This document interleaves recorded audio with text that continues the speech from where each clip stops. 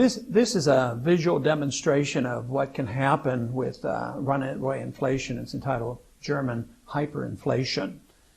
The one thing about the destruction of money, it can be gradual and insidious and not real rapid. But the end stages of the destruction of a currency can go much quicker. Sometimes it's slower than one would anticipate, and at other times it goes much faster. Take, for instance, right here, in September of 1923, in the German inflation, 10 million marks would buy a loaf of bread.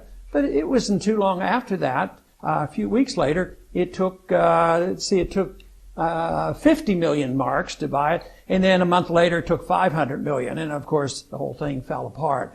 So nobody should be reassured because they don't see a lot of price inflation going on right now. That what they should be looking at is what the Federal Reserve is doing, printing money like crazy, and the day that we have to dread is the day the people lose confidence, or the world lose confidence in the dollar, because that's when prices will soar, interest rates will go up, and then we will be forced into devising another monetary system.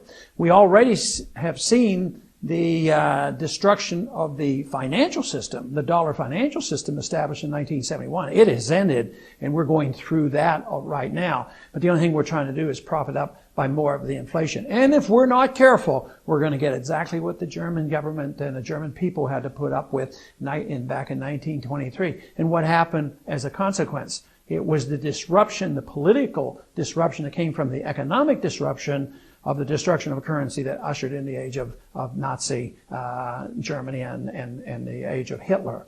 So this is why I've always had such great concerns about the monetary system, not only because of the economic danger that it poses for us, but the political chaos that might end as a consequence. And then, of course, that is the destruction of our personal liberties. The founders understood this quite well, and that's why they had a prohibition in the Constitution that we could not emit bills of credit, that we could not print money endlessly.